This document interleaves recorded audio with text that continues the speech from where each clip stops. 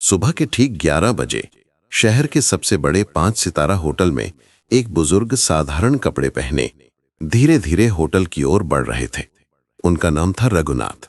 उनके हाथ में एक पुराना सा झोला था, लेकिन जैसे ही वो होटल के गेट पर पहुंचे, गार्ड के माथे पर तुरंत शिकन आ गई। गार्ड ने सामने आकर रास्ता रोकते हुए कहा, बाबा आप यहाँ कहाँ आ गए? क्या काम है आपका यहाँ? रघुनाथ ने हल्की मुस्कान के साथ कहा, बेटा मेरी यहाँ बुकिंग है, बस उसी के बारे में पूछना था।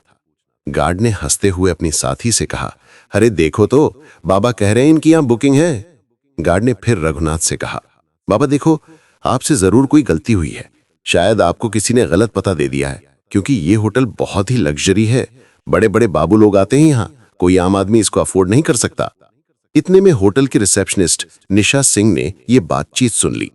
उसने अपनी नजरें रघुनाथ पर डाली, सिर से पांव तक उन्हें देखा और होठों पर हल्की मुस्कान तैर गई। वो मुस्कान स्वागत की नहीं बल्कि ताने और उपेक्षा की थी। निशा सिंह ने कहा, बाबा मुझे नहीं लगता कि आपकी कोई बुकिंग इस होटल में होगी, ये होटल बहुत महंगा है। शायद आप गलत जगह आ गए, रघुनाथ ने उसी सहजता से जवाब दिया।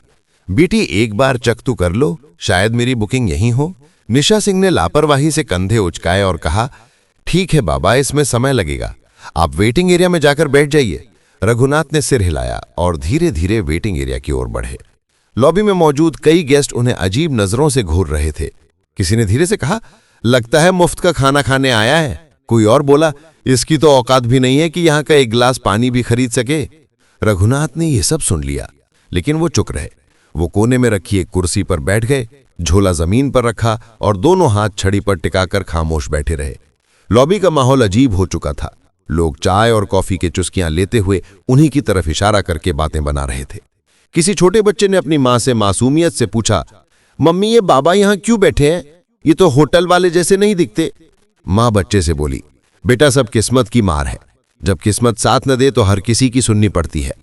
इसी बीच निशा सिंह फिर से वहां से गुजरी।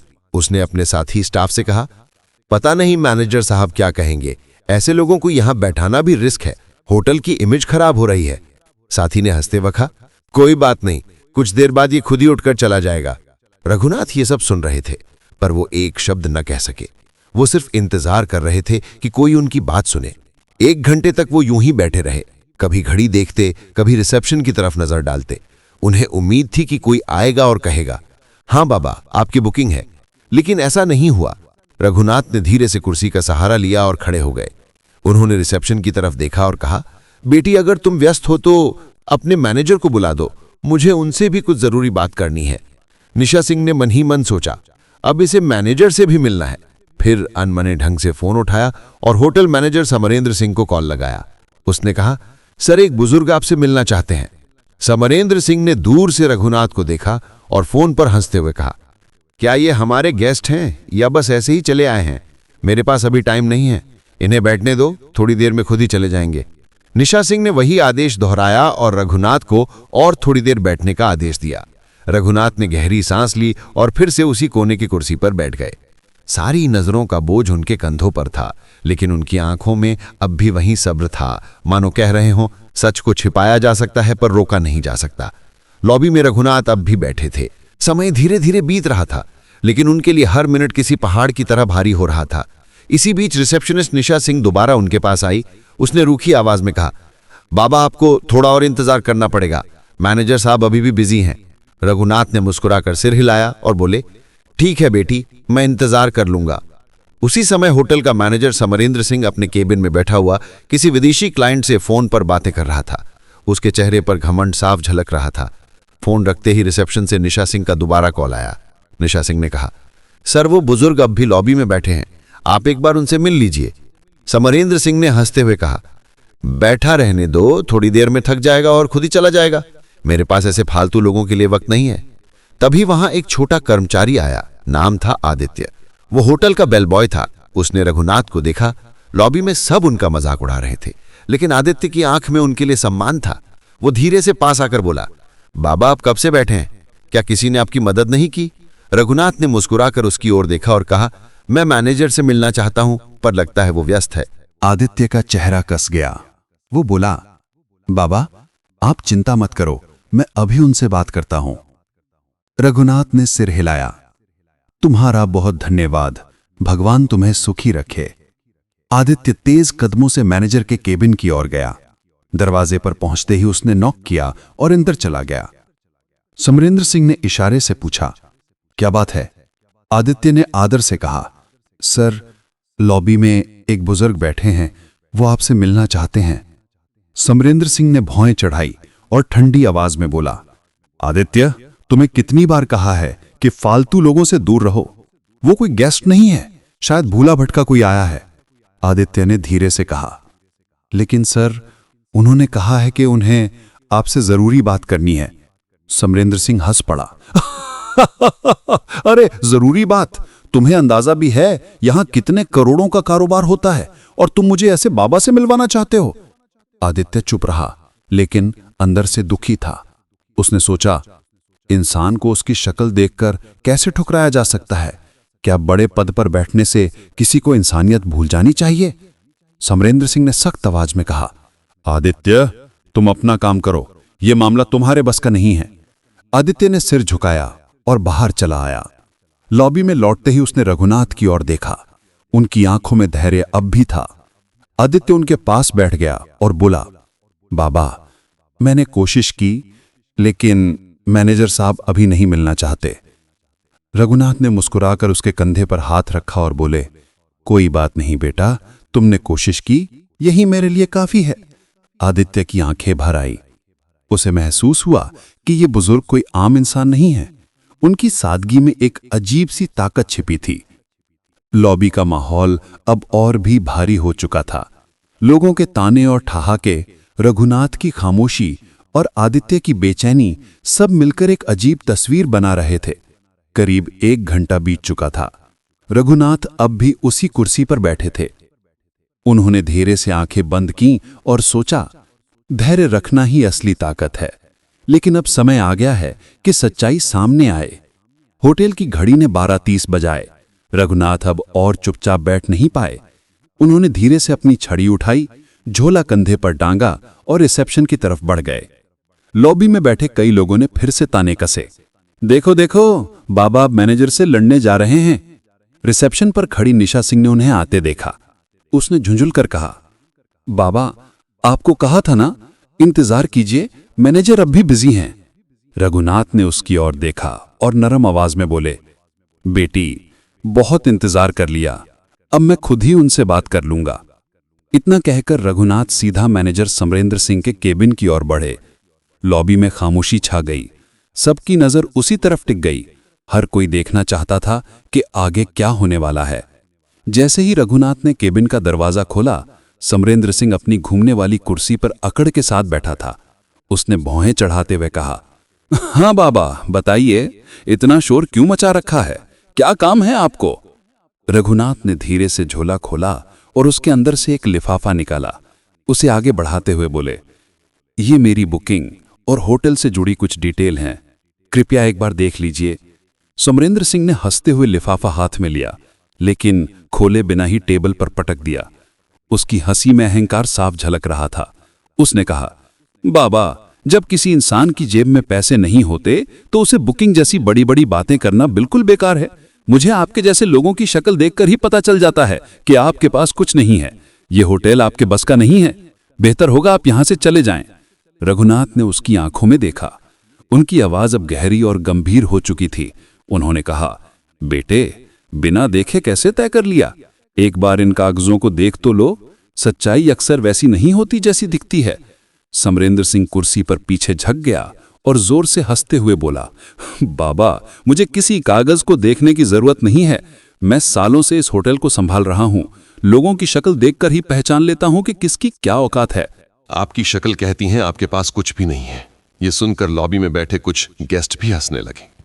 रघुनाथ ने गहरी सांस ली, लिफाफा टेबल पर रखा और शांत स्वर में बोले, ठीक है, जब तुम्हें यकीन नहीं है तो मैं चला जाता हूं, लेकिन याद रखना, जो तुमने आज किया है उसका नतीजा तुम्हें भुगतना पड़ेगा। इतना कहकर उन्होंने दरवाजे की ओर कदम बढ़ाए। पीछे बैठे गेस्ट फुसफुसाए, वाह, मैनेजर ने सही किया, ऐसे लोगों को यहीं सबक मिलना चाहिए। रघुनाथ होटल से बाहर निकल गए। उनकी धीमी चाल और झुकी हुई कमर ने पूरे स्टाफ के बीच एक अजीब सा सन्नाटा छोड़ दिया। लेकिन समरेंद्र सिंह अपनी कुर्सी पर बैठा मुस्कुराता रहा। उसके चेहरे पर गर्व और तिरस्कार का मिला-जुला भाव था। इसी बीच बेल बॉय आदित्य उस लिफाफे की तरफ बढ़ा। उसने धीरे से उसे उठाया और चुपचाप अपने सर्वर कंप्यूटर की ओर चला गया। कंप्यूटर स्क्रीन पर उसने लॉगिन किया और फाइलें खोलना शुरू किया। लिफाफे में लिखी डिटेल्स के आधार पर उसने होटल का पुराना रिकॉर्ड खंगाला। कुछ ही देर में उसकी आंखें चौड़ी हो गईं। स्क्रीन पर जो जानकारी थी उसने आदित्य को हिलाकर हक दिया। रिकॉर्ड में साफ लिखा था, रघुनाथ होटल के 65% शेयर होल्डर, संस्थापक सदस्य। आदित्य की सांसें तेज हो गईं। उसने फौरन प्रिंटर से रिपोर्ट निकाली। कागज हाथ में लिए वो भागता हुआ मैनेजर के केबिन में पहुंचा। अंदर समरेंद्र सिंह अब भी किसी क्लाइंट से फोन पर बात कर रहा था। आदित्य ने धीरे से कहा, सर, ये रिपोर्ट देखिए, ये वही बुजुर्ग हैं जो यहां आए थे। ये हमारे होटल के असली मालिक हैं। समरेंद्र सिंह ने फोन रखते हुए आदित्य की तरफ देखा और अफवाहें चढ़ा ली। आदित्य, तुम्हें कितनी बार कहा है, मुझे ऐसे लोगों की रिपोर्ट्स में दिलचस्पी नहीं है। ये सब फालतू बातें हैं। आदित्य ने फिर कोशिश की, लेकिन सर, ये रिपोर्ट साफ बताती है कि रघुनाथ हमारे होटल के मालिक हैं। अगर हमसे कोई गलती हो गई है तो। समरेंद्र सिंह ने बीच में ही बात काट दी। उसने रिपोर्ट को अपनी तरफ सरकाकर देखा, फिर बिना पढ़े ही उसे वापस आदित्य की ओर ढकेल दिया। उसकी आवाज में अहंकार पहले से और ज्यादा था। उसने कहा, मुझे यह सब बकवास नहीं चाहिए। तुम्हें मैंने कहा है ना, अपना काम करो। यह होटल मेरी मैनेजमेंट स्किल से चलता है, किसी पुराने बाबा की दान दक्षिणा से नहीं। आदित्य हैरान रह गया। उसके चेहरे पर गहरी बेचैनी थी। वो रिपोर्ट हाथ में लेकर वापस निकल गया। लॉबी में आते ही उसने रघुनाथ को याद किया। उनकी आंखों की गहराई, उनका धैर्य। उसे लगा ये मामला अब सिर्फ होटल तक सीमित नहीं है, ये इंसानियत की परीक्षा है। धीरे धीरे शाम होने लगी। गेस्ट अपने अपने कमरों में चले गए। स्टाफ अपने काम में लग गया। लेकिन आदित्य के दिल में हलचल बढ़ती गई। उसे यकीन था कल का दिन इस होटल की तस्वीर बदल देगा। अगली सुबह का नजारा बिल्कुल अलग था। होटल के हर कोने में हलचल थी। स्टाफ आपस में धीरे धीरे फुसफुसा रहे थे। किसी ने कहा, कल जो बाबा आए थे, शायद उनके बारे में कोई बड़ी बात है। दूसरे ने जवाब दिया, हाँ, सुना है वो होटल के बड़े शेयर होल्डर हैं। यह खबर धीरे धीरे पूरे होटल में फैल चुकी थी। लेकिन किसी को अब भी भरोसा नहीं हो रहा था। सबके मन में सवाल था, क्या सच में वो बुजुर्ग इस आलीशान होटल के मालिक हो सकते हैं? 10:30 बजते ही लॉबी का माहौल अचानक बदल गया। होटल के मुख्य द्वार से वही साधारण कपड़े पहने बुजुर्ग रघुनाथ अंदर आए। लेकिन इस बार वो अकेले नहीं थे। उनके साथ एक सूट बूट पहना अधिकारी था, जिसके हाथ में काले रंग का ब्रीफकेस था। सभी की नजर एक ही पल में उसी दिशा में टिक गई। गार्ड, रिसेप्शनिस्ट, वेटर सब सन्नाटे में खड़े रह गए। कल जिन्हें सबने अनदेखा किया था, आज वही शख्स होटल में किसी सम्राट की तरह प्रवेश कर रहे थे। रघुनाथ ने सीधे हाथ से इशारा किया, मैनेजर को बुलाओ। आवाज में अब कोई नरमी नहीं थी, बल्कि एक आदेश की कठोरता थी। थोड़ी देर में समरेंद्र सिंह बाहर आया। उसके चेहरे पर हल्की घबराहट थी, लेकिन अहंकार अब भी बाकी था। वो आधा मुस्कुरा कर बोला, जी बोलिए बाबा, आज फिर आ गए। रघुनाथ ने उसकी आंख में देखा और ठंडी आवाज में कहा, समरेंद्र सिंह, मैंने कल ही कहा था तुम्हें अपने कर्मों का नतीजा भुगतना पड़ेगा। आज वो दिन आ गया है। समरेंद्र सिंह सकपका गया। उसने हंसी में बात टलने की कोशिश की। रघुनाथ के साथ आए अधिकारी ने ब्रीफकेस खोला। उसमें से मोटी फाइल निकाली और सबके सामने टेबल पर रख दी। उसने जोर से कहा, ये डॉक्यूमेंट साफ बताते हैं इस होटल के 65% शेयर रघुनाथ के नाम पर हैं। असल मालिक वही हैं। पूरा स्टाफ स्तब्ध रह गया। निशा सिंह के हाथ कांपने लगे। लॉबी में मौजूद गेस्ट ने एक दूसरे को देखा और फुसफुसाए, ये तो सच में मालिक है। हमसे कितनी बड़ी भूल हो गई। रघुनाथ ने अपनी छड़ी जमीन पर टिका दी। उनकी आवाज अब तेज और दृढ़ थी। समरेंद्र सिंह, आज से तुम इस होटल के मैनेजर नहीं रहोगे। तुम्हारी जगह अब आदित्य इस पद को संभालेगा। समरेंद्र सिंह गुस्से से कांपते हुए बोला, आप होते कौन है मुझे हटाने वाले? ये होटल मैं सालों से चला रहा हूं। रघुनाथ गरजते हुए बोले, ये होटल मैंने बनाया है। इसकी नींव मेरी मेहनत से रखी गई थी। मैं चाहूं तो तुम्हें एक पल में बाहर का रास्ता दिखा सकता हूं, पर दंड स्वरूप तुम्हें फील्ड का काम दिया जा रहा है। अब वही काम करो जो तुमने दूसरों से करवाया है।